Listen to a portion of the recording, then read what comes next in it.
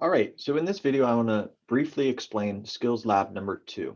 Now, the first Skills Lab, you were just working on basic skills, connecting with them, and the client was themselves. So the other person was playing their own situation and their own personality.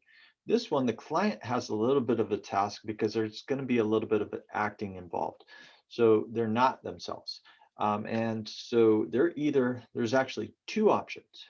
They're either going to be engaged in some sort of a risky behavior, something that's concerning to you as a caseworker, and they're going to share about it. And the task that the caseworker has is to respond to that content, to use an iMessage that will help the client see the concern or um, the problem that they're dealing with, because maybe they don't fully appreciate it. So that's option one. Option two is the client can play an angry client who's either defensive or resistant, and the task there is to disarm their anger. So I'll let you guys kind of figure out how you want to decide what the client should be. I think you guys should talk about it in advance, decide upon it, and then obviously practice the skills in the recording.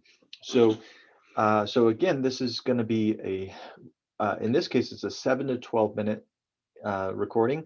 It might be a little bit more poignant, and that's why I suggest a little bit shorter than the last one. But the of course, like the last time, the more important element of it is the self-evaluation. So you're going to first give an overview of the session, the mini session, kind of identify what was occurring. Then you're going to talk about your strengths. Again, just like before, what did you do well? Um, Reflective statements, open-ended questions, positive interactions, and then identify areas for growth. Identify what didn't go so well. A closed question that you might have asked that wasn't helpful, and ask uh, in point D, ask for your partner's feedback, specific moments that were positive, any that were less helpful, and lastly, share any further thoughts you have about the interaction. What were your feelings? What kind of countertransference maybe you experienced during the interaction? And so that is the basic idea. A lot pretty similar to our Skills Lab 1. And so hopefully this will be kind of straightforward.